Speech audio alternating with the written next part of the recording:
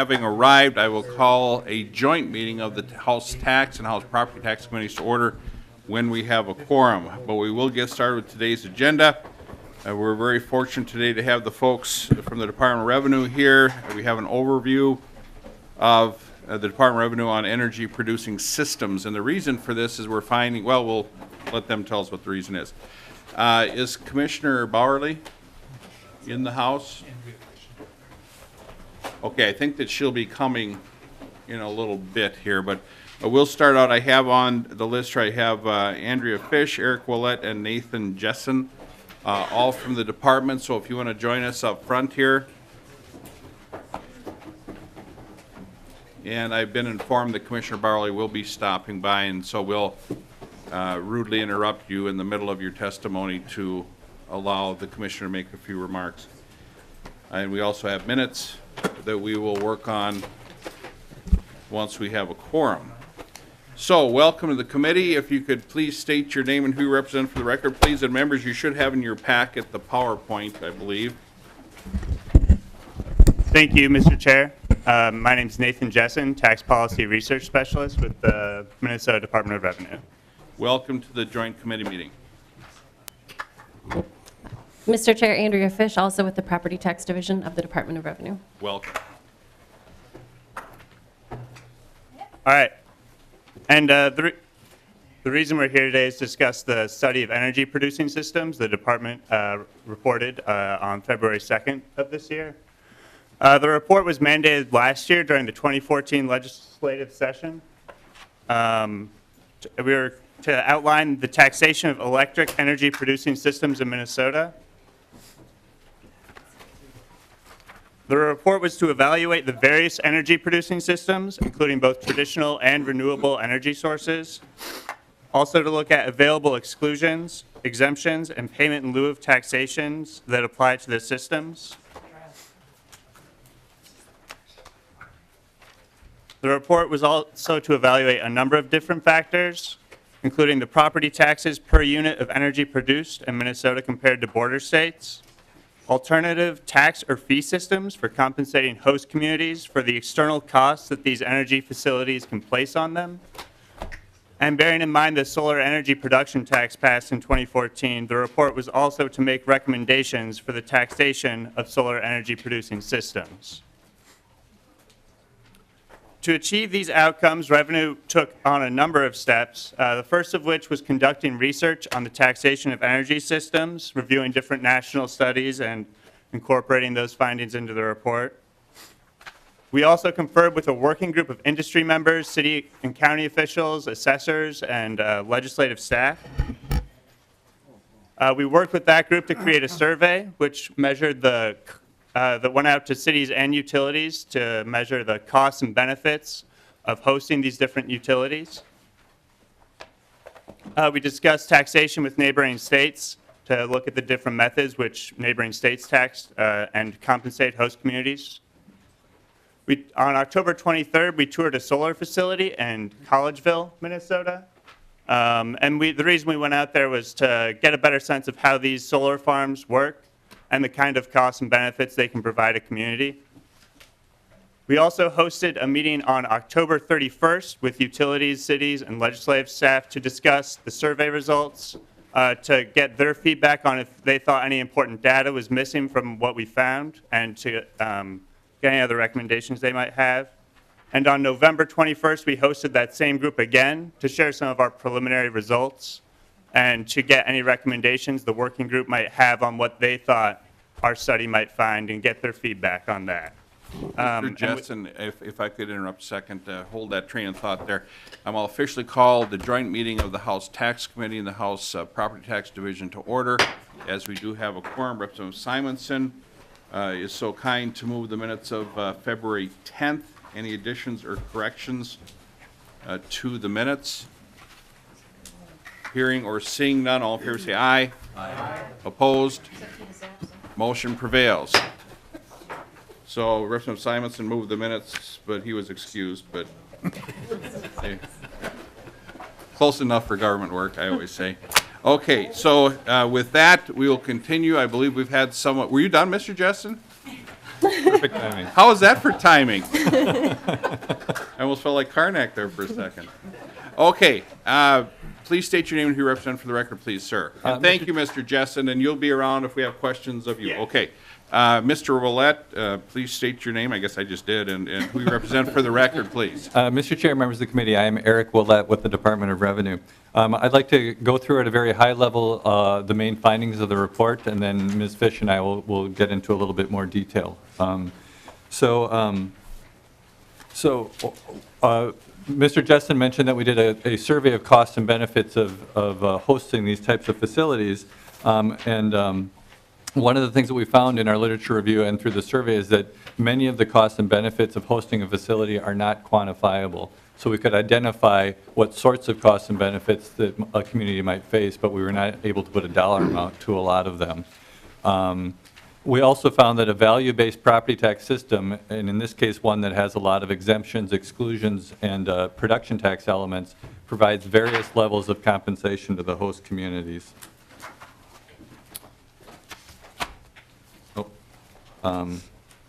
So we were not able to conclude whether or not the property tax system accurately accounts for the unique and varying burdens imposed on host communities based on the types of facilities that they might have in their community. We're also unable to conclude whether the property tax system adequately compensates for current burdens, although we did find that the property tax system does not account for potential long-term costs of hosting these facilities. We also found that many of the host jurisdictions are very reliant on the compensation they receive from these facilities, and that these taxes have been unstable over time. In looking at other states, we found that the various tax approaches in neighboring states and in Minnesota have both positive and negative aspects. So there's pros and cons to the different approaches that different states take in terms of taxing these types of facilities. We also looked at the 2014 solar energy legislation, and we determined that it was the best option that we could review for how to tax solar energy systems. We were not able to do everything we hoped to do with the study. Some limitations we ran into is that we were unable to fully compare the taxation of energy production facilities in neighboring states. There's lots of comparative information to report, but it wasn't quite as robust as we had hoped. We were also unable to gather greater detail and additional data on how the taxation of other industry non-energy producing facilities compares directly to energy producing facilities. Again, there's some information in the report, but not as much as we had hoped to achieve. We also did not identify non-property tax mechanisms for addressing the concerns of host communities.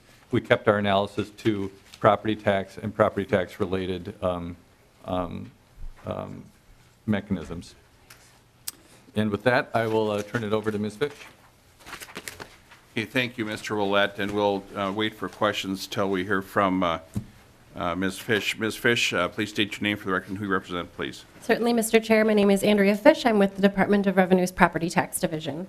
As Mr. Willett noted, one of our findings was that it's inconclusive whether our existing property tax system accurately accounts for the unique and varying burdens imposed on host communities by the presence of these energy facilities.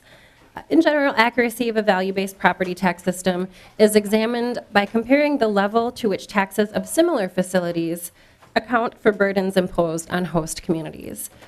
Within a perfectly accurate system, host communities would receive property tax income from their energy producing facilities. The property tax income would parallel the costs of hosting the different facilities, and property taxes received would vary based on the different facility types and their different costs. In reality, the taxes paid by energy producing facilities vary based on a number of things: the fuel type, the ownership structure, and whether the facility qualifies for special tax exemptions. This table summarizes the tax treatment of the various energy producing facilities. It's something that's not necessarily accurate based on the costs of hosting the facilities. For example, you'll see that many utilities pay personal property tax, which most other industrial properties do not pay in Minnesota, even though they also impose different costs or burdens on their host communities. The result of our different policies is that the taxes paid per kilowatt hour can vary greatly based on the fuel type, and it's difficult to draw a correlation between the amount or type of energy produced and the taxes paid by the producing facility. You can see that biomass and hydroelectric pay some of the highest taxes per kilowatt hour, while coal and wind energy pay some of the lowest. This is particularly striking because coal and wind provide very different costs and benefits to the communities that host those energy facilities. Of the traditional fuels, in fact, coal pays the lowest in property taxes. A big part of this is the different components within the system that are designed to have these outcomes. The pollution control exemption is one of the reasons that coal facilities do pay the lowest taxes per kilowatt hour produced of the traditional fuel types. Beyond pollution control exemptions, we also provide personal property tax exemptions to specifically identified facilities.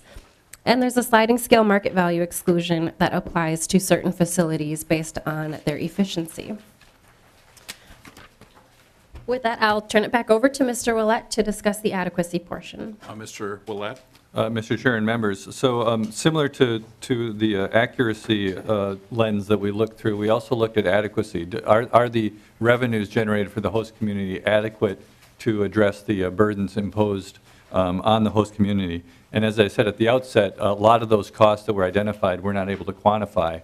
So the report doesn't say yes or no whether the revenues for a particular jurisdiction are adequate. But we did try to provide some information in terms of how to think about this this question of adequacy.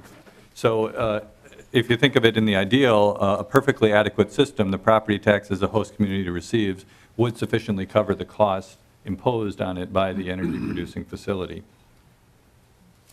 So as we mentioned, we did a survey as well as a literature review to identify the different types of costs and benefits that host communities may see. I'll first talk about the benefits. Some of the main benefits identified of hosting an energy producing facility are high-skilled jobs, ancillary economic benefits, and the corporate citizenship of the utility companies who do good works in the community. There were additional benefits identified that were identified as being unique to the energy industry. The previous slide benefits could also apply to other large corporate taxpayers within a community. But those unique benefits that were identified were providing a stable source of electricity or lower cost utilities, the higher tax base due to the personal property tax that is particular to the energy producing facilities, as well as the environmental benefits of the mandated buffer areas that some of the larger facilities are required to maintain. On the cost side, the cost of hosting an energy producing facility, one of the ones that came up most frequently was pollution. Again, energy producing facilities are not the only industries that pollute, but that was one that was mentioned by many of the respondents. Also, development and land use limitations that may impact other development within the community, the need for additional emergency equipment, and the storage of waste or other byproducts. So some of the companies that responded also pointed out, however, that their efforts that they undertake to reduce some of these costs, for example, installing extra pollution control equipment to mitigate the pollution, or assisting or reimbursing local governments for some of the public safety or emergency training costs that they incur. There are also costs identified that are considered to be unique to the energy producing facilities, including long-term costs of cleanup and land reclamation, special public safety and emergency response costs, the potential for a catastrophic incident, and land development restrictions. Now again, these may exist with some other industries, but the respondents identified them as being particularly different or unique for hosting these types of facilities. The costs and benefits that were identified did vary based on the energy source, the facility size, and the ownership structure. For example, host communities with coal facilities were more likely to mention job creation and highly skilled workforce, as well as diversification of the tax base and lower taxes that are provided by hosting these facilities. Nuclear facility hosts were more likely to identify development and land use restrictions and negative public perceptions, legacy issues, and the presence of the plant potentially being a deterrent to new businesses from entering the community. Smaller facilities were less likely to identify costs and benefits, leading to the idea that these smaller peaking facilities may not have as large of a presence in the community and garner as much attention or have as large of impacts on the community. And importantly, ownership structure matters as well. Municipal utilities don't pay the property taxes to the community, although many of them do make in lieu of payments to their local government.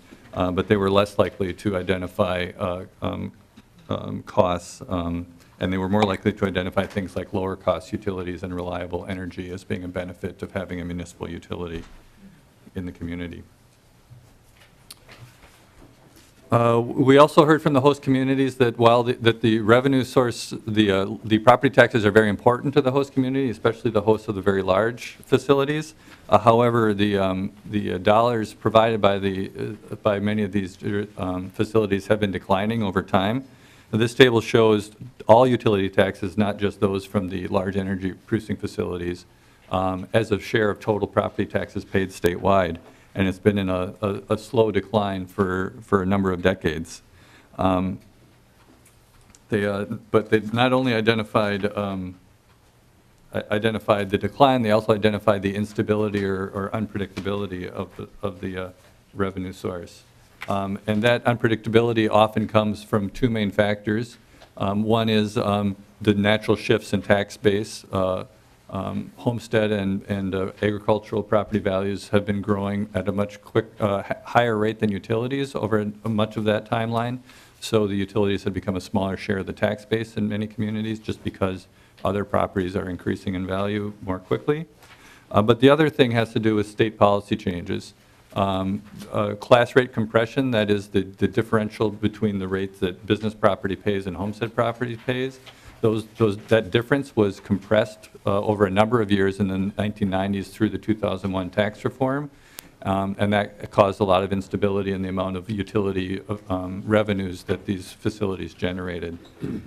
There also was a change in the rules, the state rules that govern how we value energy property that was undertaken by the department in 2007, and the new rules were phased in over a 3-year period from 2008 to 2010. And those new rules had the effect of generally reducing the value of these facilities, sometimes by as much as a third.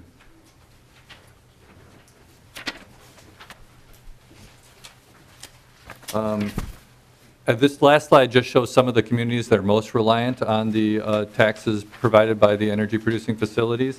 The top 6 communities in terms of their market value that comes from these facilities. The first column shows the total amount of their tax base from all utility property within the community. You'll see the city of Becker is number 1 at 66%.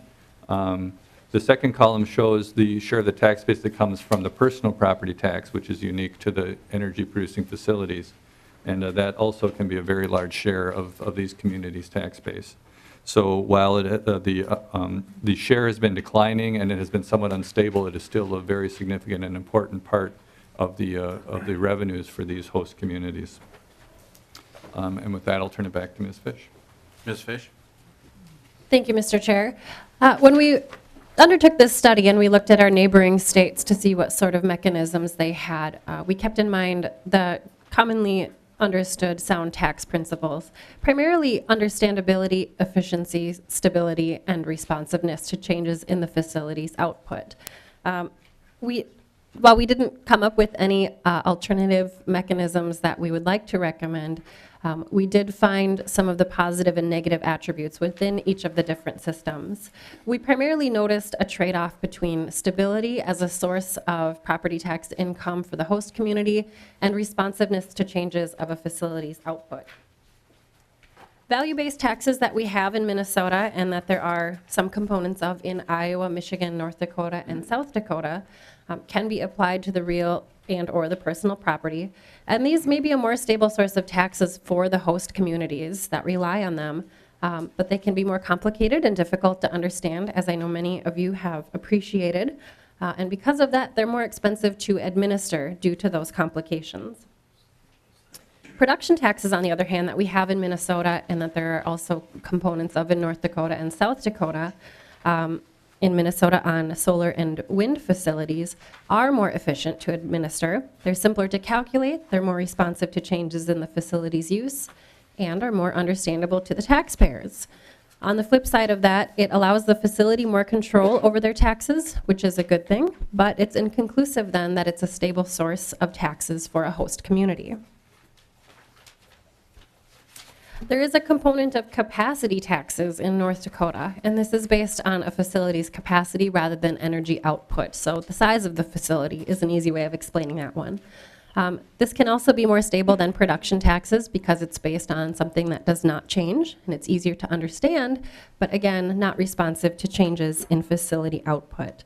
Additionally, Iowa has a non-property tax, an excise tax on their energy that is another possibility. We weren't able to look too far into the non-property taxation. And Wisconsin does not have a taxation necessarily, but a licensing fee in lieu of taxation in many cases. As we discussed earlier, we did find under the taxation of solar energy producing systems that last year's legislation was the best option for taxation of solar energy facilities. Last year's changes were under three major parts. The first was clarifying that the solar energy generating systems are exempt from taxation. Used to be limited to photovoltaic devices, which is not a word that used to be in my vocabulary. The solar energy generating systems are exempt under current statute, and this mirrors the same exemption for wind energy facilities. It also created a solar energy production tax. And again, some of the benefits of a production tax are that it's understandable, simple and efficient to administer, responsive to changes in the energy produced, and again, it mirrors the taxation of another renewable energy source, that being wind. Finally, last year's legislation clarified the classification of property used primarily for solar energy production, where if a property is primarily used for solar energy production, it's classified as industrial property. This allows assessors to identify the primary use of the property and maintain an equitable tax system. Our specific recommendations in the report are to maintain the solar energy production tax as it was identified as the best option. We also had a recommendation to update the criteria for combining nameplate capacities for wind energy conversion systems. This is a change that would just make the wind energy production tax mimic the solar energy production tax and have them be the same so that they can reasonably account for the size and output of a wind energy system. And finally, maintaining a property tax classification that's reflective of property used primarily for energy production. As far as my presentation and Mr. Willette's, we're done. We can stand for any questions, and we also sincerely want to thank you for the opportunity to present this report, as well as all of the industry experts and local government officials, members of our division who helped us really flesh out this report. Thank you. Mr. Justin maybe could join us here. We'll go to member questions, but first of all, a question. Is there anyone in the audience that would wish to make comments on this report? Anyone that's driven over 50 miles? Okay, thank you. So we'll be going to member questions here. First of all, is it safe to, well, I think Mr. Willett mentioned that coal plants pay the lowest property tax, but do they also pay a personal property, or do they also pay a personal property tax? Is that factored in? Mr. Willett? Mr. Chair and members, the figure included the personal property tax, and that is the tax per kilowatt hour generated. In terms of total dollars, they pay among the most tax because there's some very large coal facilities. But in terms of the amount of tax they pay per amount of kilowatt hour generated, they are the lowest of the fuel types. Okay, Mr. Willett or Ms. Fish or Mr. Justin, would it be fair to say that, how many coal plants do we have in Minnesota right now? I think there's maybe 6. About Six. There are Ms. Fish? 18. There are 18 coal-fired energy facilities in Minnesota. Okay, so since they're coal-fired energy facilities, you're 66% off, whatever. Close enough. Is it fair to say that every one of those coal plants pays the same property tax, same personal property tax rate in the state of Minnesota? Mr. Mr. Chair, Willett? Mr. Chair and members, no, that's not the case. One of the main things that we found was that there are these special exclusions and exemptions that apply to some facilities but not to others. And also, depending on the value of the system that they're in, they may be valued differently. So one of our main findings was that there wasn't really a consistency between facilities as well as among fuel types. Interesting. Okay, Ansels, Earhart, Drazkowski. Representative Ansels. Thank you, Mr. Chair, and to either of the testifiers. My question has to do with the storage of spent nuclear fuel and host communities. As many of you know, the host community for storage of spent nuclear fuel in these caskets is the Prairie Island Indian community. And I'm just wondering how it can be that the tax rate for the Prairie Island facility is less than it is for the Monticello facility. And secondly, and most importantly, this storage is tantamount to a permanent storage repository for spent nuclear fuel, and I'm wondering if our system allows for special adjustments to the host community for being the host to spent nuclear fuel. Mr. Willett? Mr. Chair and members, on the first question about the variation, that is the tax per kilowatt hour generated, and in any particular year, maybe one of the facilities had refueling that year and the other one didn't. So they're roughly the same when they're running at full capacity. In terms of the property tax really does not acknowledge the long-term storage issues. There are federal laws that govern that, and the company is required to have some money set aside for that, but there are obviously a lot of open questions about what the permanent answer is for that for dealing with the spent nuclear waste, but the property tax system doesn't really directly address it at all. Representative Ansels? Thank you, it's fine, thank you. Okay, Representative Chair Earhart? Thank you, Mr. Chairman. I got a couple of questions here. The stipend that we're sending to Washington for permanent storage is no longer being done, so that's not in the, you don't know that. Maybe that's another committee or another. We don't know. Mr. You don't Willett? know. Okay. Mr. Chair, that's kind of outside of our wheelhouse. I don't know. Well, I was wondering if that's Chair still, Earhart? Mr. Chairman, if that's still included in what we're charging the public, and it's passing through to some of your figures here, but, okay. On the decline in, as a share of the total utility taxes here, on page 7, public utility share of property taxes declining. Why, can you succinctly, again, maybe you said it several times, what's the reason for that? Mr. Willett? Mr. Chair and Representative Earhart, there's a couple of different reasons for that. One of them is that over this time period, other property values increased more than utility values, so utilities became a smaller share of the total, especially in greater Minnesota, the run-up in agricultural values as well as homestead values statewide. The other reason, though, that's more directly has to do with utilities is some of the state policy changes that have been made in that time period. The compression of the property tax class rates, reducing the commercial industrial utility class rates throughout the 1990s had a big part to do with that, as well as the rule change that I mentioned that the department undertook in 2007 changed how we valued utility property, and that resulted in an overall net reduction in utility values. It was phased in over a number of years. Chair Thank you. Earhart? Thank you. Chair Drazkowski? Thank you, Mr. Chair. Mr. Willett and Ms. Fish, so the recommendations are that the best approach is to provide exemptions like we did for wind and solar and then provide this, this production tax in lieu of it. Can you explain why that's the recommendation? Why is that the better approach? And does that recommendation also include, should we extend that approach to the other types of energy?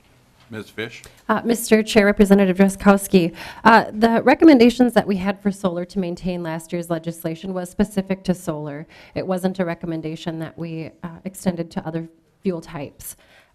We believe that it was most consistent with the existing production tax for wind energy, which is mirrored because it is a renewable fuel source.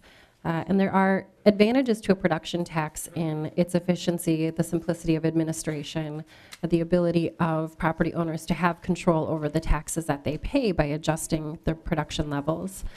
We also agreed with the classification clarification for that.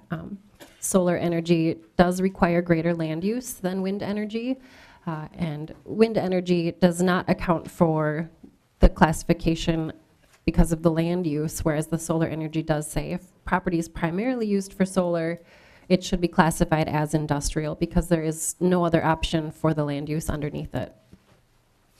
Chair Drazkowski. Thank you, Mr. Chair. So, Ms. Fish, why wouldn't we extend it then to the other energy types? Why is it, I mean, if it works well and it's the best form for these two, you would think that it would similarly work better in terms of those scale abilities for production, et cetera, in their facilities like you talked. Can you comment on that? Ms. Fish, why? Mr. Chair, Representative, that's an excellent question. One of the big things that we came across with solar and wind was within our discussions with the host communities, solar being at a disadvantage because it's so new, that the costs that we had heard from the communities, in order to account for the different costs of the presence of a large facility, it's very different with solar where it doesn't have the same level of need for community services to those solar facilities. We did not, based on our research as well as our research of neighboring states, find that a production tax for other fuel types would provide any greater benefit than the system we have in place. Chair Drazkowski. Thank you, Mr. Chair. So what I think I heard, Ms. Fish, maybe help me out, is that that these solar energy facilities wouldn't have been able to afford to land there if we hadn't taken this different approach. Ms. Fish? Mr. Chair, that wasn't a direct item that we looked into or studied whether the property tax had any effect on the outcomes in terms of solar energy facilities being created in Minnesota. Chair Drazkowski. An unrelated question, Mr. Chair, if I could. Mr. Willett, Ms. Fish, you were talking about the department rules for valuing the energy facilities. And did you say 2007, I think? Did those rules, and were those rules developed to apply equally to different energy types? Mr. Willett. Mr. Chair and members, there are separate rules governing some of how investor-owned utilities are valued versus other energy types like wind and solar, but the rule does encompass all of our all of our unitary valuation, which is all the big energy companies. So yeah, it does cover them. Chair Drazkowski. Thank you, Mr. Chair, and Ms. Fish and Mr. Willett. Representative Moline. Thank you, Mr. Chair, and I have a question on the host communities, the benefits that they receive from having an energy facility there, and I noticed that one was Hoyt Lakes, and it's a pretty substantial portion of their municipal levy that the power plant there pays, and it sounds like it's based on what sort of fuel is used, so if and when it converts from coal to natural gas, will there be a decrease in the benefit to the local community? I don't think anybody wants that one.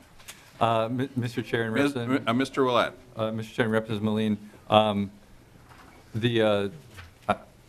don't know off the top of my head whether a conversion would reduce the value of the facility. I'm looking for help from an expert. Yes? Mr. Cummings, could you come? I got a nod from As a resource? another colleague that it probably will reduce the value of the property when it's converted from coal to natural gas. Representative Moline.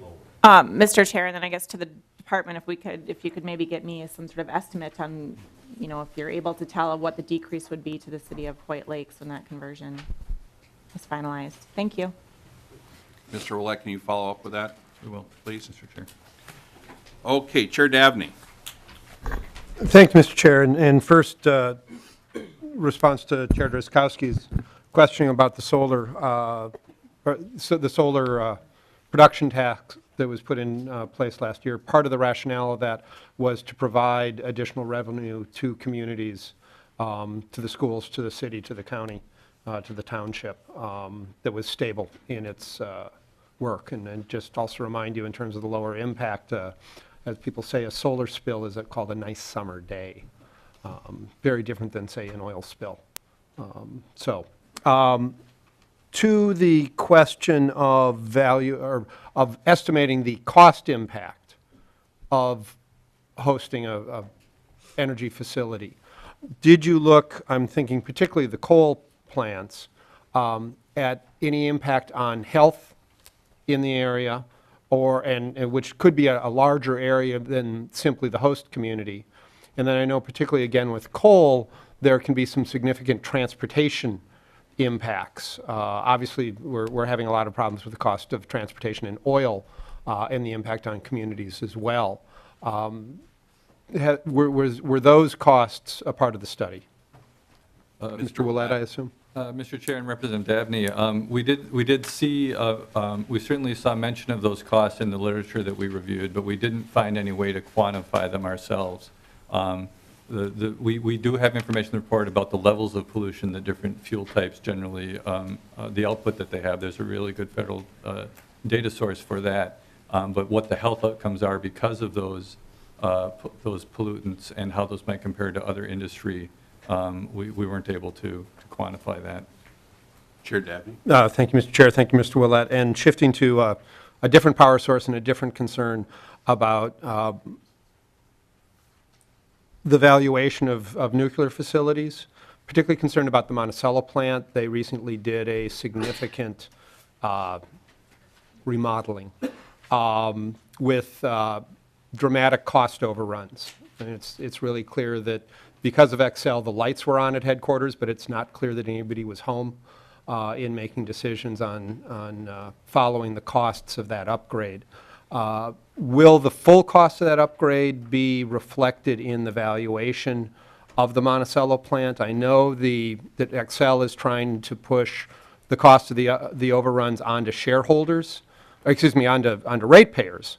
Will they be paying for the full cost of the overruns on their property taxes in the valuation? Mr. Willett. Mr. Chair and Representative Dabney, the costs of upgrades is one of many factors that goes into the valuation of the entire company.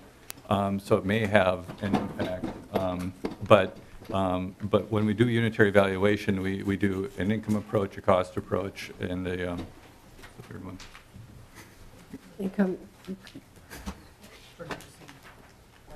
And the market approach. Thank you. So there's lots of factors. Certainly, the real costs incurred by Excel will have to be made up either through rates or through reduced profits. But that was outside of the scope of what we analyzed, and the company might be in a better position to answer that. All right. Thank you, Mr. Chair. Thank you, Mr. Willett. Thank you, Ms. Fish. I have one more member on the list, and be my intention then to go into the Office of Legislative Auditor report after that. But please, if any members have questions on these issues, please visit with Mr. Willett, Ms. Fisher, Mr. Jessen. Representative Quam. Thank you, Mr. Chair. And to clarify on the coal, I'm curious as to how many of the small muni coal plants are decommissioned or in the process of decommissioning? Mr. Willett. Mr. Chair and members, I don't know the answer to that off the top of my head. The one that is idle but still paying property taxes that I'm aware of is in Granite Falls. It's an NSP plant, but I'm not sure if that's coal or. Yeah. I'm not sure. We'll have to get back to you on that. I'm sorry. Thank you, Mr. Chair. And that I was I saw your map in one of the reports, and it indicated some locations that are actually have already been decommissioned. And so I didn't know if that was updated. And then just a side thing on your page 30 with the wind energy, that's not Blue Earth County in between Freeborn and Martin. So maybe you could verify that. But getting back to the discussion on the solar and wind, base plate versus max capability, because there were some concerns where they were having peaks that exceeded the base plate. If there was any look at that, because that does make a difference if they're close to that transition between sizes. And then what type of derating data do you have on wind and coal base plate to actual production, since you are getting reports for tax purposes? I would assume you'd have both bits of data, so it'd be nice to understand that. Mr. Willett? Mr. Chair, Representative Quam, on the second question, we do have in the report summary data anyway on both capacity and production by fuel type, but we do have that for each facility in our own data, so if you'd like to see that, we can share that with you. On the first issue about, I believe the qualification for the rate for the production tax is based on nameplate. So I think if there is a facility that's nameplate is under the threshold, but it has actual production over, that it would not get picked up by the production tax, and I'll let you know if that's incorrect. That's my understanding. Representative Quam? Okay, thank you very much. And Representative Swazinski? I'm good. Okay. If anyone has questions of the three witnesses, please feel free to contact them at a future time. With that, I'd like to bring Commissioner Bowerly down for just a second.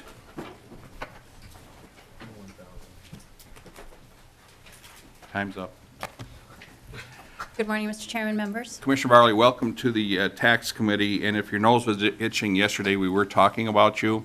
And I would just like to, on behalf of the committee, I'd like to thank you for your quick and decisive action of the last weekend regarding the situation with TurboTax. I don't know if you have a quick update on that, if you could, for the committee. Absolutely.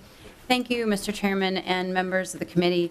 I did receive the report from Deputy Cummings, as you would expect. And I do want to, I appreciate that so much, and I, of course, pass that along to the great team at Revenue who really pulled together and worked around the clock. Senior leadership of our office was on the phone with Intuit at the parent company of TurboTax at 2 a.m. And literally around the clock for a number of days. We recognize that this was a significant disruption for Minnesotans and many of your constituents, and we did not take the step lightly to close our system to TurboTax filings. But the situation was one where we were concerned about the potential for fraudulent returns coming into our system. And of course, you know that impacts both taxpayers and the general fund. And so to protect Minnesota's system and Minnesota taxpayers, we did take that step. After Intuit announced that it had taken new targeted security measures, including multi-factor authentication, we were able to open our system. As you will know, as experts on the tax system, the work is not done on our part. We have to review these returns to make sure that to the extent there was potential fraudulent activity in them, that we identify it to protect Minnesotans who want to legitimately file their taxes. So that is the work on our end. Minnesotans should know that electronic filing is the best way to file your taxes, and there's information about vendors on our website, and we look forward to hopefully a smoother filing season going forward. We are in constant contact with Intuit and all of our vendors about any issues that they see. You may have already seen this morning some news about the FBI is investigating this set of fraudulent activity. So we're aware of that, and of course, we'll cooperate with any federal investigation if they need any information about what we saw here in Minnesota. But we are back to normal, as we say, and we do appreciate your understanding and your patience. And if you have any constituents who have concerns, please have them give us a call. We have information on our website. Again, customers who did file don't need to do anything. We will review their returns, and if we see any issues, we will contact them. Okay, thank you. And again, thank you for your quick action. That one kind of scared me, if you will. I thought, you know, it may have been a situation where when I filed my tax returns, the state got such a large check that it might have crashed the system. I wasn't sure. But thankfully, that didn't happen. Okay, with that being said, thank you very much for your efforts. We appreciate that. And thank you to Mr. Jessen, Ms. Fish, and Mr. Willett for your review of the report. We really appreciate that. Thank you, Commissioner. Thank you. Okay, item next, we are very fortunate today to have Mr. Nobles of the Office of Legislative Auditor with us, and a Carrie Meyerhoff and a Dave Zametta. Did I do that right? Zametta? Yes. That's good. Oh, that's okay. If maybe get you all three up here. Oh, you're okay. Very good. Very good. First of all, before we get started, is there anyone in the audience that's driven over 50 miles that would like to make any comments on the Office of Legislative Auditor's report? Okay, seeing none, I will turn it over. We're very fortunate today to have with us Mr. Nobles from the, is it Nobles or Noble? Nobles, like the county, Mr. With Chair. the S? Yes. Okay. Mr. Michael. Yeah, okay. Okay. I got that right. Please state your name and who you represent for the record, please, sir, and present your report. Thank you, Mr. Chairman, and members of the committee, joint committee. My name is Jim Nobles. I'm the legislative auditor, and with me is Carrie Meyerhoff, was the manager of this evaluation. And Mr. Chairman and members, we do thank you very much for the invitation to be with you today. We appreciate your interest in this report. As you may know, we issued the report in November of 2013, but we still think it contains findings and recommendations that deserve further consideration. So again, we appreciate you giving us this opportunity this morning. I think we would all say that the forests of our state are one of our most important resources. Important for the economy, for recreational activities, and for the environment. But sometimes we have struggled in this state to find the right balance between our short-term economic and recreational needs and the need to protect and preserve our forests for the long term. To help us strike that appropriate balance, the state has adopted the idea of sustained forest management, both for the management of the forests that are owned and managed by the state. And in 2001, the legislature adopted the Sustainable Forest Incentive Act to try to encourage private landowners to also manage their forest in a sustainable way. So the idea, obviously, of sustainable management of our forest is a very clear-eyed, common-sense concept. So I think some people were probably surprised when the Office of the Legislative Auditor issued a report that was critical of the state's Sustainable Forest Incentive Act and program. To be clear, we are not criticizing the concept. Again, it's clear-eyed, it's a good concept. Rather, we question whether this particular tool, the Sustainable Forest Incentive Act, has been designed and implemented in a way that ensures measurable results. And we say that in part because we found that the incentive payments made to landowners are not clearly aligned with specific program objectives or goals. For example, while payments are an implicit acknowledgement that property taxes may be a disincentive to sustainable forest management, the amount of an incentive payment is not tied to the amount of property tax that the taxpayer, the landowner, pays. In addition, the program requires very little assurance that people who are participating and receiving payments actually comply with the program's requirements. So, Mr. Chairman, we've raised some questions about this very well-intentioned program, and we again appreciate the attention that you're giving to it, and I'm going to turn it over to Ms. Meyerhoff to give you more details on our findings and recommendations. Thank you, Mr. Nobles. Please state your name and who you represent for the record, please. Thank you, Mr. Chair and members. My name is Carrie Meyerhoff with the Legislative Auditor's Office, and I'd also like to acknowledge my coworker, Catherine Reed, who worked with me on this evaluation and is seated behind me. I'm going to start with some background information and descriptive information about this program before getting into our detailed findings and recommendations. The legislature created the Sustainable Forest Incentive Program in 2001 You all passed the Sustainable Forest Incentive Act after commissioning a study to look at the issue of taxation of forest land in Minnesota. The Sustainable Forest Incentive Act created a program that is administered by the Department of Revenue with a smaller role for the Department of Natural Resources. The program provides an annual per acre payment to participating landowners. It's currently $7 per acre. And between 2003, when the first payments were made, and 2013, when we did our evaluation, the state had made $44 million in payments to participating landowners. The payments are funded by an open appropriation from the general fund. And the purpose of this program, as stated in statute, is to encourage a long-term commitment to sustainable forest management. Now, sustainable forest management does not dictate a particular outcome for forest land, but it acknowledges that there are environmental, economic, and recreational benefits to forest land. But sustainable forest management does require an informed and active management of land to try and achieve those objectives. As this graphic shows, from 2003 through 2013, the red line indicates that the number of participants in the program has increased each year. The yellow bars in this graphic show that the number of acres enrolled in the program also increased each year through 2011, before dropping in 2012 and again in 2013. In 2013, there were approximately 2,300 participating landowners receiving payments for about 738,000 acres of forest land. Most participants enrolled in the program have 160 acres or less enrolled in the program. The median participant has 120 acres enrolled in the program. But there's quite a range. In 2012, it ranged from 20 acres to 185,000 acres enrolled in the program.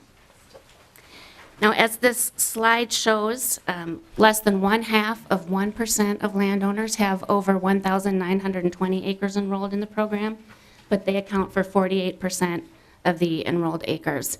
And I'll explain the relevance of that a little bit later. As is probably not surprising, most of the enrolled acres are in northern Minnesota, which is where most of our forest land is. Almost half of the acres are in Koochiching and Itasca counties. St. Louis County has another 90,000 acres enrolled in the program. Most of the counties without any acreage enrolled in the program are in western and southern Minnesota and the 7-county metropolitan area. So before a landowner can participate in this program, there are several requirements that they must meet. And I'd like to go over those now. At first, they have to enroll at least 20 contiguous acres, and at least half of those acres need to meet a particular definition of forest land. And there are certain things that none of the acres can be. They cannot be agricultural use, residential use. They cannot be classified as 2C managed forest land. And there are some other restrictions that apply to the acres enrolled in the program. Participants must also obtain what's called a forest management plan for their enrolled acres. It must have been written in the previous 10 years by a plan writer who was approved by the Department of Natural Resources. And approval is based on meeting certain educational and experience requirements. And there are also requirements for what those plans contain. They have to identify the landowner objectives, and they have to include recommended activities to help the landowner achieve those objectives. And those recommended activities have to be consistent with the state's voluntary timber harvest and forest management guidelines, which emphasize sustainability. Continuing with program requirements, participants have to have a covenant on their enrolled land, which restricts development for a minimum of 8 years.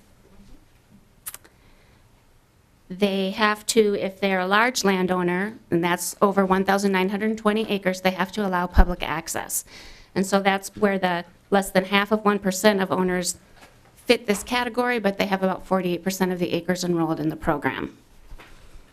Participants have to submit an application that includes evidence that they are current with their property taxes, that they have filed a covenant, and that they do have a forest management plan. And then to continue participating in the program each year and receive their annual incentive payment, they have to return an attestation to the Department of Revenue saying that their complying with all the requirements of the program and that they continue to comply with all the program's requirements. And so when we look at sort of the history of where this program came from, and what it requires and how it's administered, we identified really 4 goals that can be attributed to this program. First, it provides some sort of property tax relief to owners of forest land. It encourages sustainable forest management by private forest landowners. Preventing parcelization and development is another goal of this program. And then finally, to secure public access to large tracts of private forest land. And so we looked at how the program's design and administration supports those different goals. And we found that the incentive payment is not tied to property taxes, and it's not tied to any of the other possible goals of the program. So regardless of the activities a landowner undertakes on their forest land, regardless of whether or not they're providing public access to their forest land, regardless of the property taxes they're paying on the forest land, they're receiving $7 per acre. So we looked at a small sample of people enrolled in the program, and we estimated what their payment would be for 2013 and what their property taxes would be for 2013. And you can see from this table that the range in their property taxes that is offset by the incentive payment ranges from under 25% to over 100%, with about 30% of those individuals receiving a payment that exceeded the property taxes that they paid for that enrolled land. We also found that the covenant's effect on preventing parcelization and development is unclear. So the covenant is binding for a minimum of 8 years, but there's nothing about the covenant that prevents a participating landowner from parcelizing and selling parts of their forest land to other landowners. And county assessors have found violations of the covenant, such as new structures or developments on land that is enrolled in the program. Now, we fully admit that there were very few confirmed violations of the program, and they could be the only ones, but we think that's unlikely because the Sustainable Forest Incentive Act requires very little oversight and has very few mechanisms to ensure compliance by participating landowners. So the annual attestation that participating landowners have to return to the Department of Revenue is the chief mechanism of overseeing compliance with this program. The Department of Revenue has taken an additional step by asking county assessors to check enrolled parcels for violations and letting the Department of Revenue know if they find any violations, but there's nothing in the act that requires county assessors to do this.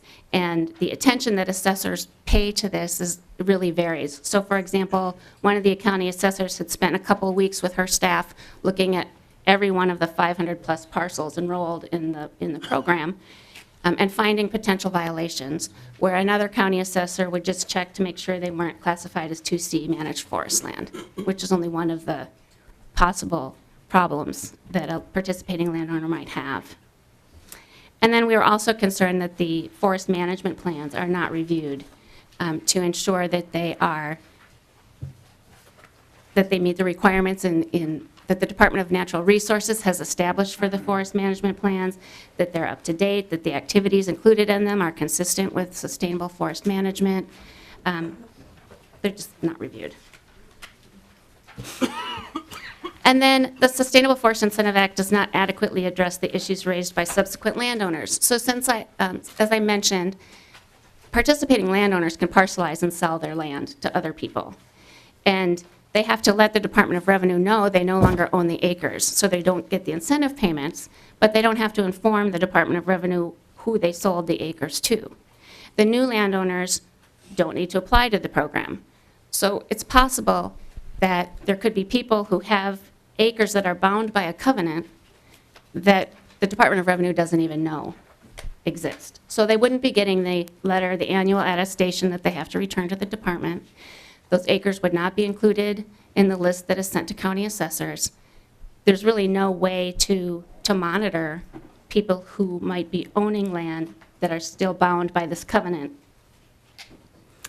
In addition, subsequent landowners are not required to meet the conditions to apply to the program as first-time owners are. So for example, they don't need to get their own management plan. And there's no checking to make sure that the land that they purchased actually meets the definition of forest land for the purposes of this program, or that the original landowner, the land they continue to hold, meets those definitions. And finally, we concluded that the Sustainable Forest Incentive Act's penalty provisions are too limited.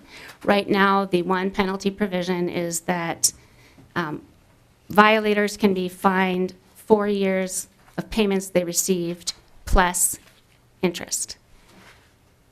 But they might not have, like if it's a subsequent landowner, they might not have enrolled in the program. They might have not received any payments, and they might build a cabin on their land, and there's really no mechanism to penalize them for violating the covenant that restricts development. The penalty provision also doesn't differentiate among violators. So for example, there might be an interest in someone who's cleared the forest land and built a cabin. You might want to penalize them differently than someone who enrolled in or had their land classified as 2C managed forest land. You know, they're still managing it sustainably, but they enrolled in a program they really shouldn't have if they were already in this one. You might want to differentiate between different types of penalties with the kind of penalty you impose upon them. And then finally, the penalty provision right now includes removing the enrolled land from the program. So it's still bound by the covenant, but the landowner can no longer get the payments. And again, depending on how the participating landowner violates the requirements of the program, you might not want to kick them out. You know, there might be an opportunity to work with them to help them learn how to better manage their forest land. You might want to keep them in the program if your real goal is to encourage sustainable forest management. And so, turning to our recommendations, we recommend, first of all, that the legislature either tie the incentive payments more clearly to the goals of the program or eliminate the Sustainable Forest Incentive Act, repeal the act. We did not make a specific recommendation about how to tie the payment to the goals. We really wanted that to start a conversation, and I understand that that has been happening. If the legislature does choose to repeal the Sustainable Forest Incentive Act, as Mr. Noble said, we were not disagreeing with the implied goals of this program. We would suggest trying to achieve those goals through other mechanisms that either already exist or creating different programs specifically targeted to the different goals. Now, we expect that repealing the Sustainable Forest Incentive Act would not be popular, so we also made suggestions for how to improve the program if it's retained. We think that the forest management plans should be registered with the Department of Natural Resources, and the responsibility for determining whether the enrolled land actually meets the definition of forest land would shift from the Department of Revenue to the Department of Natural Resources. So the Department of Revenue can be verifying tax-related things, but the Department of Natural Resources would be verifying whether the land is actually forest land. They could also be making sure that the plans meet requirements and statutes and are up to date. We also recommend some kind of increased verification of ongoing compliance. It could be a sample of landowners, it could be a sample of tax parcels. Again, didn't really specify how this should be accomplished because it would require more resources, obviously. But we do think that the program needs more oversight. We recommend clarifying and expanding the penalty provisions to address some of those concerns I mentioned earlier in terms of not being able to differentiate among types of violations, and in some cases there not being a real clear penalty for violations. And finally, to amend the Sustainable Forest Incentive Act to address some of those issues I listed having to do with subsequent owners of enrolled land. And with that, I can conclude my comments. Thank you, Mr. Chair. Thank you very much, Ms. Meyerhoff. Questions from members, Representative Ansels? Thank you, Mr. Chair. Members, I don't want to get us too far in the weeds or the woods, but You touched on violations. Aren't most of the violations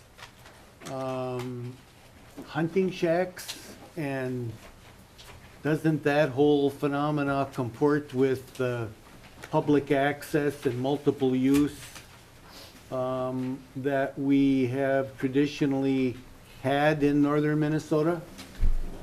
Ms. Meyerhoff? Thank you, Mr. Chair and Representative Ansels. I don't know if most of them have been hunting shacks. One thing that people who want to participate in the program can do is withhold up to 3 acres from enrollment in the program for structures. And so that they're supposed to only enroll the part that doesn't have the structures on it. Right now, the kind of structures that are allowed are those that are related to managing the forest land.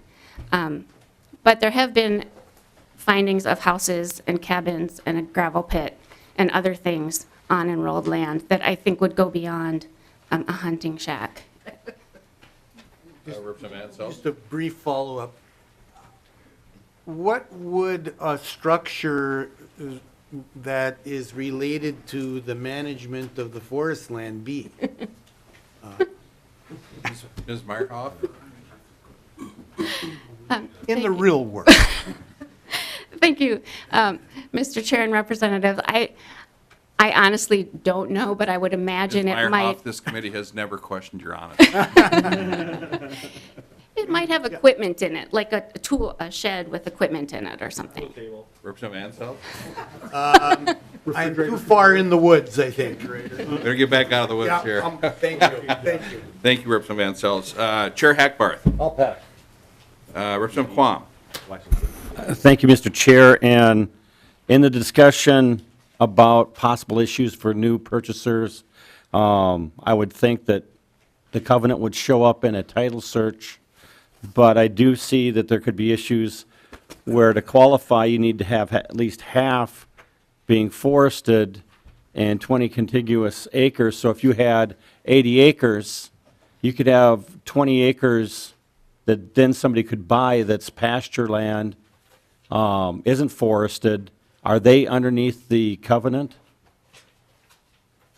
Ms. Meyerhoff? Thank you, Mr. Chair and Representative Quam. So if all those 80 acres were enrolled in the program, they would be covered by the covenant. If the landowner sold the pasture land piece of it, whatever isn't forest land, to somebody else, that new owner, that land is still covered by the covenant.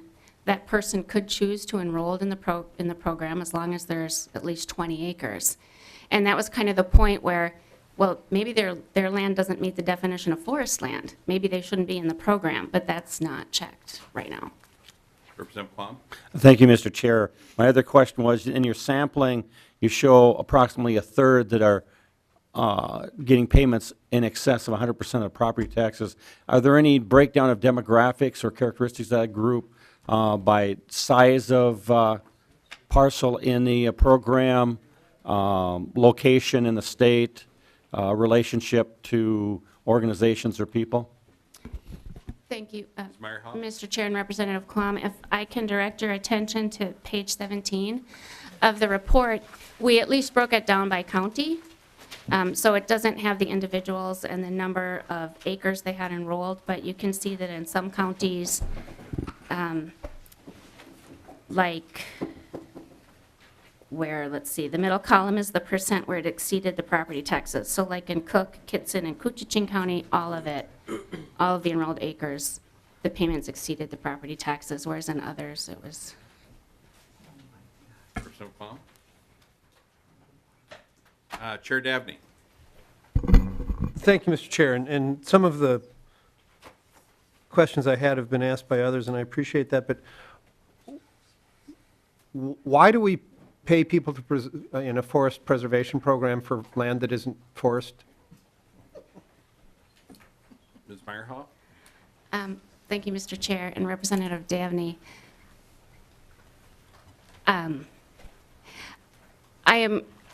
I can only speculate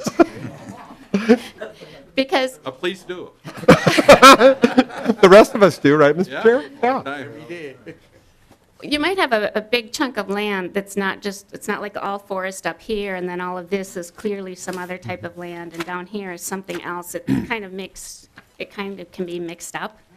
And so it's 20 contiguous acres, at least half of which is forested, and that has a particular meaning.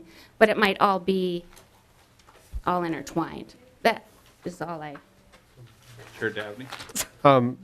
Mr. Chair, thank you. Yeah, because I was starting to think if I just put another tree in the backyard, I'd apply. Because especially if I can get over 100% of my property taxes back, this is looking like a good deal.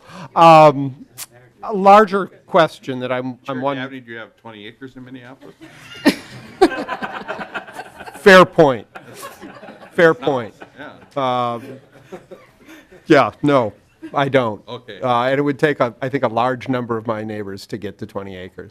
I'm a city kid. I don't think in terms of acres. It's always been a challenge for me. It's a unit, it's like drams. I don't think in terms of drams either. Is that about the size of Ripon Waffler's district? Pretty close. Pretty close, probably. Mr. Chair, larger question for the Legislative Auditor's office. Why is this a property tax program? It seems to me, while I understand it's structured to offset property taxes, particularly when you exceed 100% of the property taxes, it doesn't seem like it's much of a property tax program any longer. It seems like it's an incentive program, for all the good reasons stated early in your report, but that it may not be appropriately situated in the property tax area. Did you engage that question at all in your research? Mr. Chairman and members, one of the issues that we talked a lot about to the Department of Revenue and the Department of Natural Resources is how did this program end up being a property tax program administered by the Department of Revenue? Because that is one of the shortcomings that results in oversight. Why isn't there more involvement by the Department of Natural Resources? We think there should be, as reflected in our recommendations. I think some of the answer to your question is in the history of how this act got put in the law. Our understanding is that historically it came through the tax committee and it was not reviewed through the Natural Resource Committee. We think there should be more involvement of natural resources. It is a natural resource program. So that's the best we can do. I think it's a bit of history in where and how the program got started. Thank you, Mr. Chair. Thank you, Mr. Nobles. Thank you. Thank you, Chair Dabney. Chair Erickson. Thank you, Mr. Chair. But this is maybe a question more for the Department of Revenue, but I will ask it of the Office of the Legislative Auditor. Were you, and you must have, but have you seen a breakdown by county of the number of specific parcels that are in this program? Mr. Noble or Ms. Meyerhoff? Thank you, Mr. Chair and Representative Erickson. We don't have the number of parcels. We have the number of acres, which is in the report. But maybe, I don't know if someone from the department would. Well, Mr. Chair, thank you. The map that you've provided us on page 5 of the PowerPoint, shows the areas by the color coding of more than 50,000 acres and then down to none. But when you were doing the report, did you actually have a breakdown by county so that you could review this? Ms. Meyerhoff? Thank you, Mr. Chair and Representative Erickson. On page 12, if I can direct you to page 12 of the evaluation, that includes the number of acres in each county. Oh, thank you. I don't know about tax parcels. That's okay. And then, Mr. Chair, first of all, does this land have to be part of the property tax system before an applicant can apply to put it in this program? In other words, they have to be paying property taxes on it first before it can qualify? Ms. Meyerhoff? Thank you, Mr. Chair and Representative Erickson. That's the way it has been administered. It can't be tax exempt, if that's what you're asking. Yes, thank you. Chair Erickson? That's good. Okay. Got a couple more for questions. I don't want to cut any members off, but after these next two questions or members, I'll be going to Mr. Zumeta. And then we'll go with questions after that. Representative Loeffler. Well, thank you, Mr. Chair, and to Mr. Nobles. I'm just still trying to understand exactly how this works, and, you know, the penalties are pretty weak, but the Star Tribune has done a pretty dramatic kind of series of articles about a part of our state up in the northwest area where you can see some pretty dramatic, just, you know, total clear cutting of really rich and wonderful forests to plant potato farms, which are now threatening the water supplies of that whole area, and so there's been some real controversy about it. If those lands were enrolled in this program, what were the property owners required to do in terms of notifying that there was no longer there? What's the penalty if they don't? Is there a clawback of the property tax benefits if they failed to report? You know, how does this program interact if those forest lands were enrolled? Mr. Chairman, Nobles? members, Representative Loeffler, I think, you know, without just addressing every detail, I think the central question you raise, will this program, as administered, prevent a forested area from being converted into potato farms? And the answer to that is no. And that's why we say we need to begin by asking, what are we trying to accomplish? And is this tool doing it? And there are a variety of weaknesses, but fundamentally, it's a temporary enrollment. And so I think even for those people, and I've talked a good deal with legislators from that part of the state, Senator Saxhog in particular, I don't think he minds me mentioning that, who has a great deal of concern about the converting of forest land to that kind of usage for a variety of reasons. And I think he welcomes this report as really raising the fundamental question, is this an effective tool? Or do we need to look for other mechanisms? If in fact it is the will of the legislature and the people of this state to keep forested land from being converted to potato fields or something else, that's a policy choice that you need to make. There are some people that probably would advocate for that kind of conversion for a variety of reasons, but if it's your choice to not allow that to happen, this is a pretty ineffective way to do it. Thank you. Representative Loeffler. Thank Chair Torkelson.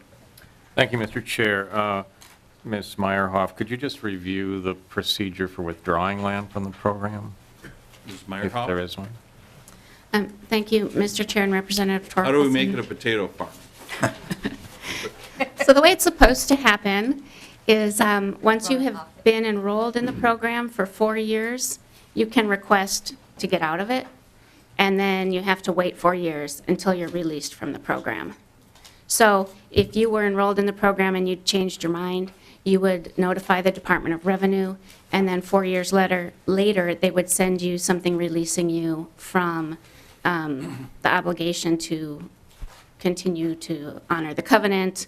You would no longer be getting payments. That's how you get out of it. That's how you're supposed to get out of it, I should say. Thank you, Ms. Meyerhoff. Thank you, Chair Torkelson. We'll now go to Mr. Zumeta, then we'll go back to questions. I couldn't see you behind there. I don't want to forget about you. Please state your name and who you represent for the record, please. And then I have starting questions, be Representative Earhart first. Mr. Chair, Zumeta. Representatives, my name is David Zumeta. I serve as Executive Director of the Minnesota Forest Resources Council, which is a state council that was created by the legislature in 1995 to advise the governor, the legislature, and public agencies on sustainable forest policies and practices. Please note that there's two relevant handouts that you should have received. One of them is a letter that I sent to Representative Dill and Senator Saxhog. It's dated January 13th, 2015. It's directly relevant to what I'm going to say. And also, that letter accompanied a report. It's the SFIA, or Sustainable Forest Incentive Act Stakeholder Report, dated January 12th, 2015. So I'll be referring to those two items. As you just heard, the Legislative Auditor's SFIA evaluation report outlined a number of areas of concern, as well as several recommendations to improve the program. In response to what I view as a very good report by the Legislative Auditor. Representative Dill and Senator Saxog asked the Department of Revenue, the Department of Natural Resources, and the Minnesota Forest Resources Council, the council that I serve as executive director, to convene a stakeholder group to respond to the auditor's report.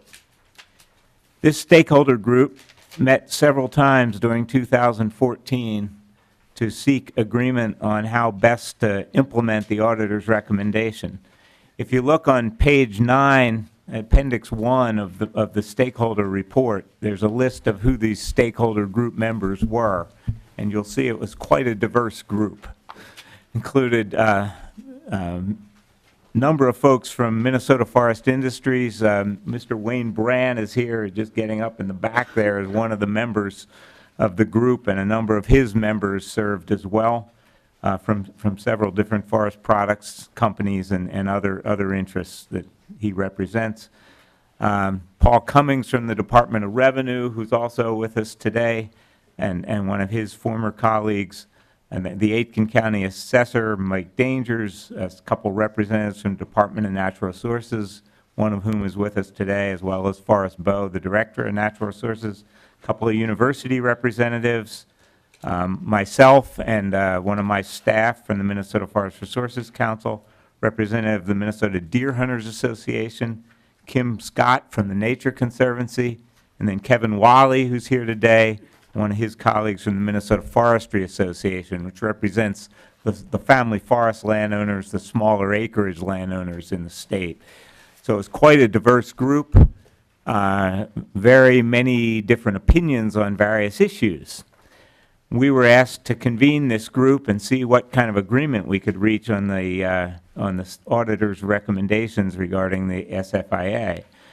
So I'm pleased to report that we reached quite a lot of agreement on the auditor's recommendations. In fact, the report that you have in front of you is in very close agreement with the auditor's recommendations. And I'm not going to take the time to repeat all the details. It's laid out on pages 3 through 9 of this report, particularly recommendations 1 through 7 on pages 3 through 8 of the report are very closely aligned with what you've just heard from the Legislative Auditor. And we have broad agreement by the stakeholders on ways to implement those recommendations. I do want to mention recommendation 2, however, on page 4, which I think goes a little beyond what the auditor recommended and is significant. On the bottom of page 4, recommendation 2 from our stakeholder report says, identify the Sustainable Forest Incentive Act as an incentive program rather than as a tax program. This would clarify the intent and allow a shift in much of the administration of SFIA from the Department of Revenue to the Department of Natural Resources. Implementation of this recommendation is contingent upon Department of Natural Resources receiving adequate funding to carry it out. And that's an important statement that was put in there at the request of the Department of Natural Resources. But I think that is really an important recognition. I think the Department of Revenue was quite receptive to this idea. I think that's fair to say. Yes? And Department of Natural Resources, contingent on that last statement there, was willing to entertain this as well. There's broad agreement, as I said, on these recommendations. As stated in the footnote on the bottom of page 3, however, when I emphasize Departments of Revenue and Natural Resources, though they participated in the working group meetings and they provided background information, they did not take a formal position on the recommendations. And they're here today, and I'll let them speak for themselves. Okay, the rest of the stakeholders, they're in broad agreement on particularly recommendations 1 through 7. I want to mention that Kevin Wally from the Minnesota Forestry Association has worked with Wayne Brandt from Minnesota Forest Industries and other stakeholders to develop a draft bill that incorporates both the Legislative Auditor's major recommendations and the stakeholder group's recommendations, particularly recommendations 1 through 7 from this stakeholder report. Talking with Mr. Wally and Mr. Brandt right before this hearing, they told me this bill would be ready for presentation to either this taxes committee here or the property tax division chaired by Representative Drazkowski within the next few days at your request. You know, they could present their bill. And with that, I would stand for any questions that you have. Just recognize there's a lot of other folks who you might want to ask questions of that are here with us today. I really don't want to. Could we please have Mr. Nobles and Ms. Meyerhoff come back? And Mr. Zemetta, please stay. Please stay. Chair Earhart. Thank you, Mr. Chairman. I was just wondering, is there any, I think there are some programs that we have where you can get out of it, but you have to pay a penalty or something like that. But this one doesn't have any. The forest program doesn't have any way you can get out early and then pay a penalty or something or other. Ms. Meyerhoff?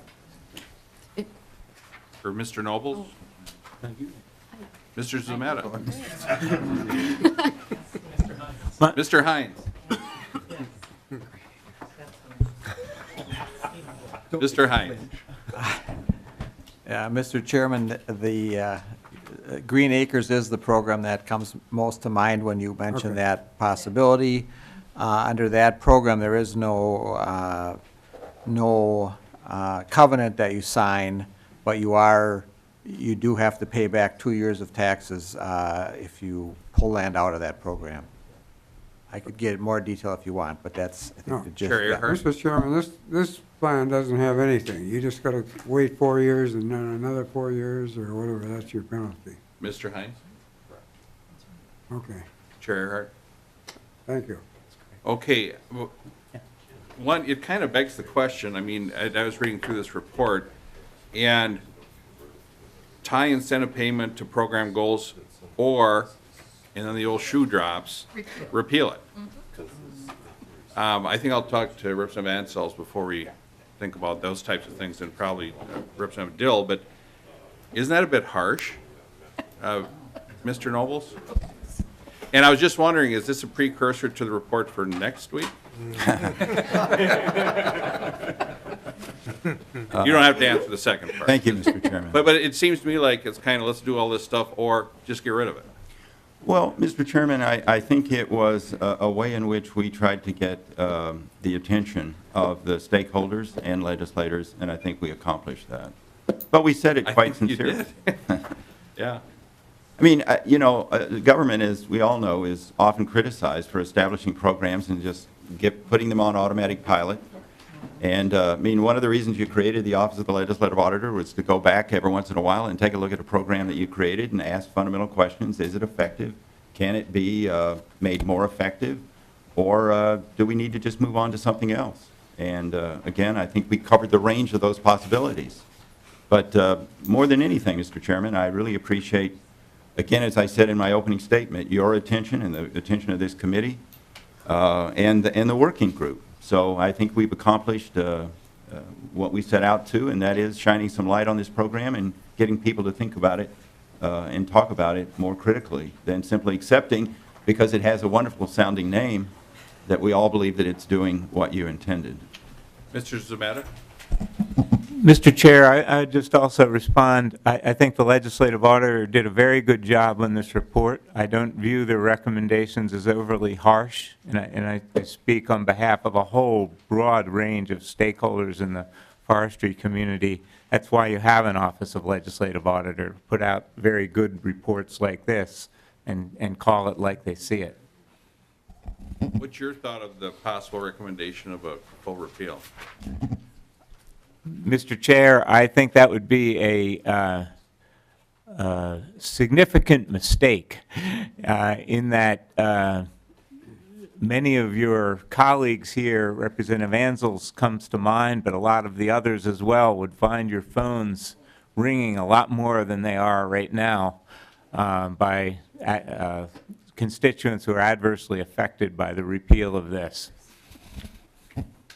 Representative Loeffler and then Lancheski.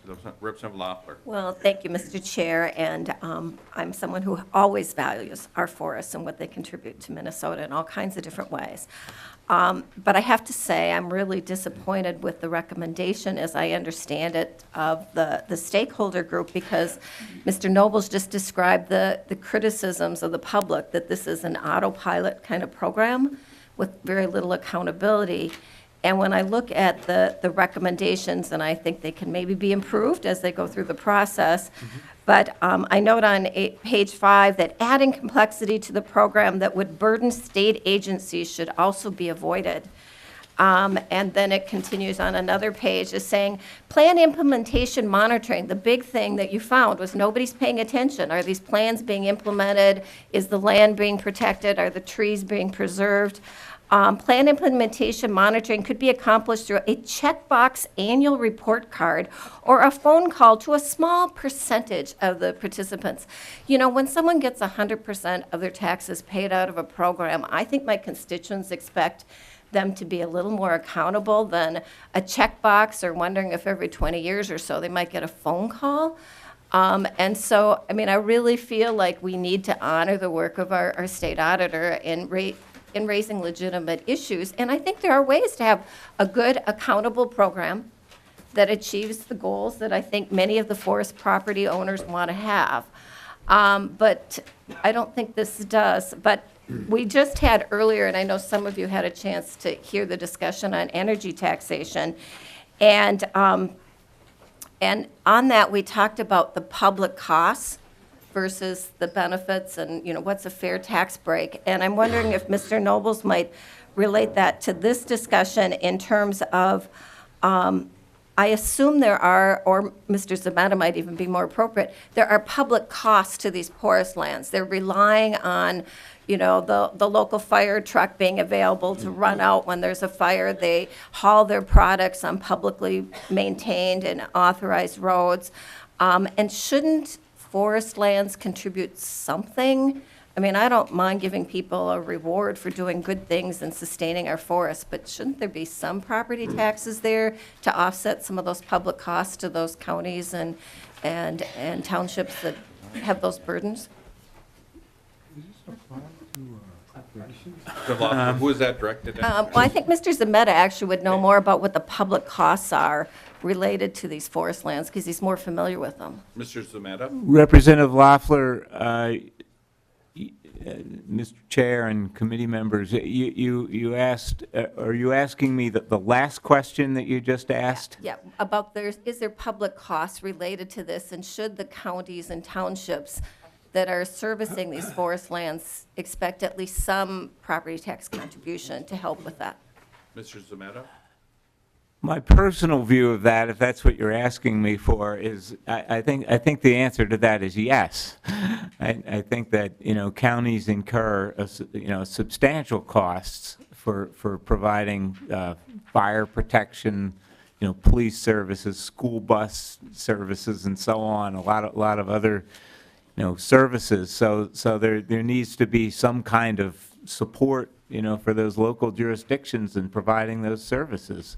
Now, that said, you know, one of the ways in which I've spoken with Representative Dill about this, with various other folks in the University of Minnesota, it seems to me, and I'm speaking just on behalf of myself personally here, okay? I want to qualify my remarks, but that we ought not be paying landowners more than they're paying in property taxes through a program like this.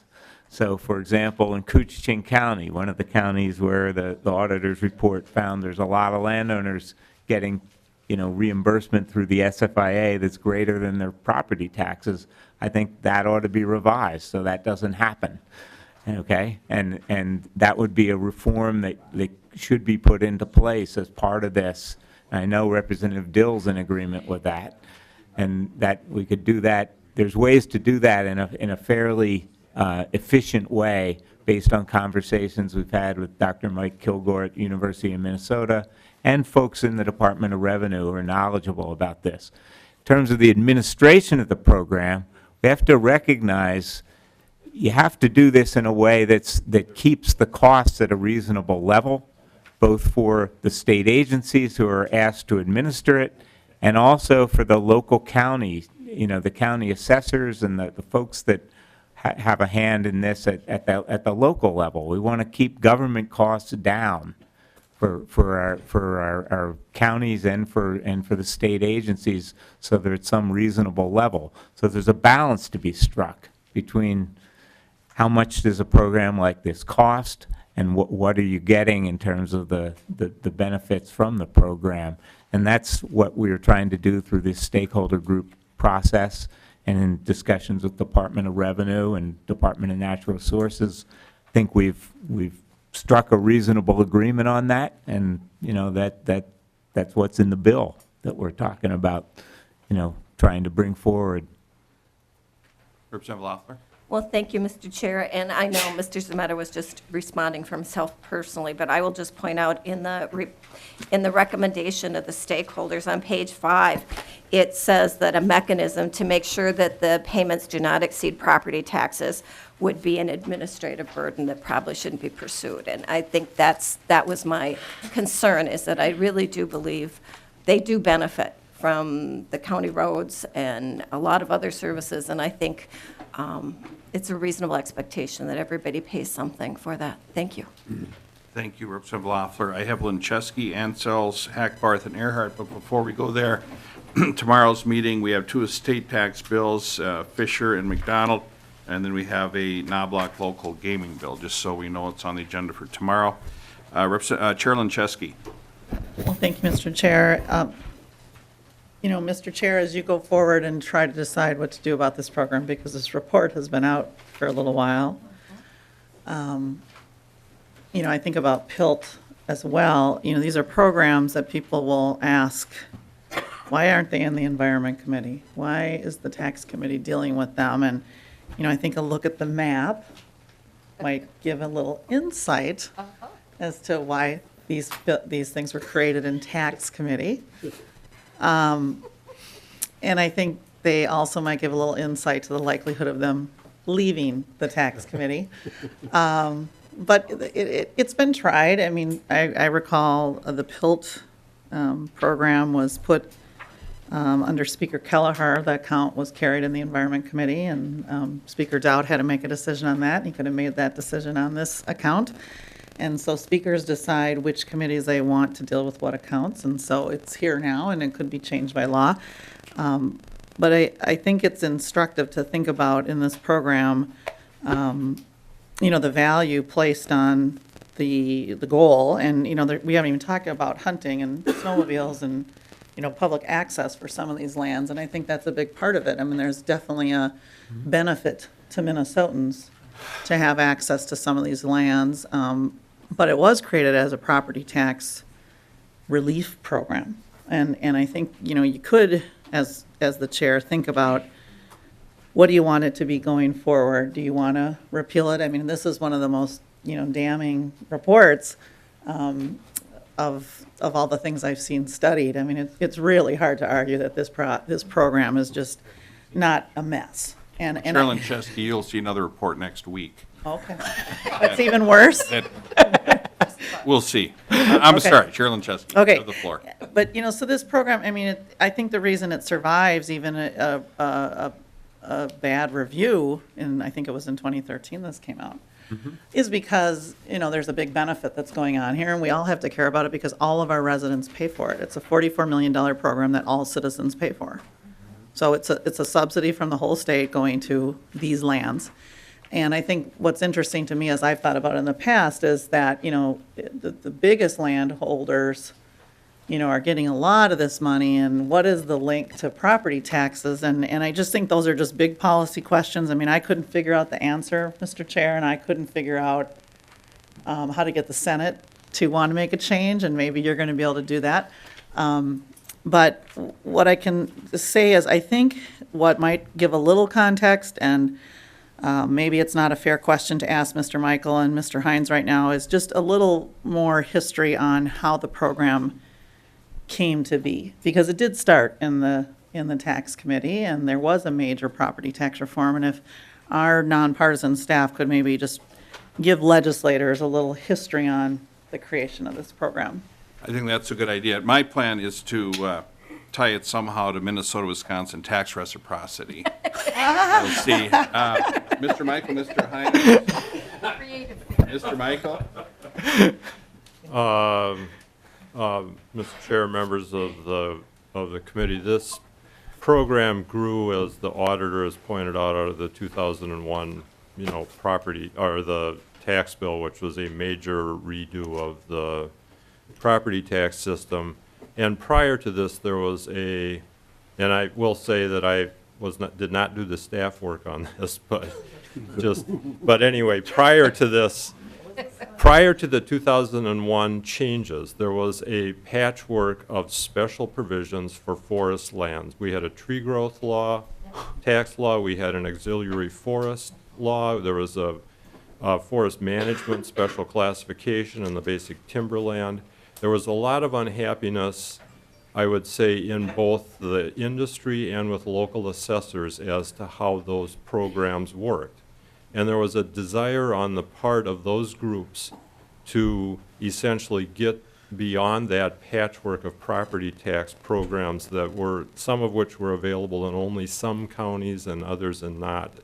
There was a group that consisted of some people from the Department of Revenue, local assessors, and industry people that came back with this plan. And of course, as you point out, it got also sort of mixed up with the issue of public access to this land, and the result of it was this program that I think it's fair to characterize as not really a tax program, but it has some other non-tax related goals, but it had the beneficial effect, I think, from the perspective of certainly of the tax community, of getting rid of this patchwork of programs to provide special treatment for forest lands, which I think by most accounts, probably didn't accomplish much either and were inconsistent and so forth. And so and I think, the legacy of this, history defines a lot of the legacy of this program and how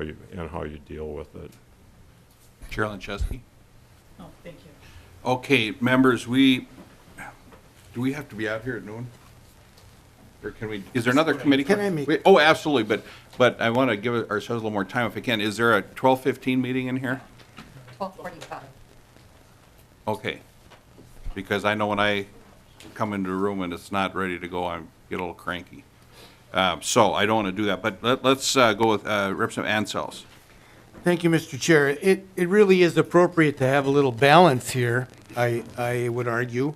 And I would argue that the public cost of chipping away at, I will agree, is that an assortment of programs and policies designed to provide Minnesota and the country with a sustainable, productive forest, which provides products and jobs and an economy, in particular in the top third of the state, is in the public interest. If you want to talk about public cost, it would be to let that forested area in the top third of the state go bad. And Representative Loeffler, preservation is not the word we use with regard to the management of this resource. This resource is a sustainable resource. It continues. It's not like mining where you extract a mineral out of the earth and then it's forever gone. These policies and this program contribute to the overall goal of managing the forest. If we don't manage the forest, we'll preserve it for a while and then it'll all fall down. Thank you. Chair Hackbar? Mr. Chair, I think Mr. Brandt, did you want to say a few words? I think we can bring Mr. Brandt up. He's going to add some history to this program as well. Okay, please state your name and who represents the record, please, and then put her on Turbo Boost. Thank you, Mr. Chairman. Wayne Brandt, Minnesota Forest Industries, Minnesota timber producers, representing everywhere from truckers, loggers, forest landowners, sawmills, paper mills, et cetera, et cetera, et cetera. For the Turbo Boost, I'd just point out a couple of things. This program is a payment program. Every property owner still pays their property taxes. That was one of the challenges in replacing the tree growth tax law. Was we all know property taxes are a zero-sum game. So if we're going to get a break, give a break to one set of taxpayers, somebody else has got to make it up. So the desire on the part of the counties, in particular, and the county auditors, was to have it be a payment program to eliminate those inequities within the counties. As staff pointed out, the reason it's in the tax bill is it was the successor to the tree growth and auxiliary forest laws. Tree growth was, I think, initially passed back in 1957, and you can go all the way back to the Constitution of the state, which has language about preferences for forest land activities. On the topic of, and I'm just kind of scattergunning here for the Turbo Boost, on the topic of Warp speed, we're talking. Beg pardon? Warp speed, we're talking. Warp speed, all right. On the topic of payments being greater than property taxes, that, does occur in some areas in far northern Minnesota, but for the people I represent, they're getting no payment for providing the public access on these lands as required if you have more than 1,920 acres. There's a variety of studies and real-life transactions here in Minnesota. That access is worth $10 to $50 per year. $10 to $50 per year, actual leases. So there's a lot of benefit that's being provided. And to Representative Anzel's point, I would say that when this was initially passed, there was a very impassioned speech that was made by former Representative McElroy, who said at the time, and Representative Erickson remembers this, that, he said the northern Minnesota economy is based on timber, taconite, and tax transfers from the suburbs. And if you want to have fewer tax transfers from the suburbs, you need to have a viable industry up there so they can pay their own taxes and not ship it up from down here. So we would agree with that assertion, Mr. Chairman. Representative Ansel? Well, I'm ahead. I think I'm ahead. I put down here Ansels for president. So, Representative Earhart. No. Okay with that, and thank you, Chair Lancheski, for, that was a good idea, Mr. Michael, kind of give us kind of an outline of where we came from on all this. So, with that, 10:15, meeting tomorrow. Representative Hackbarth, you had the floor yet, or are we okay? Okay, with that, good government all the time, we are adjourned.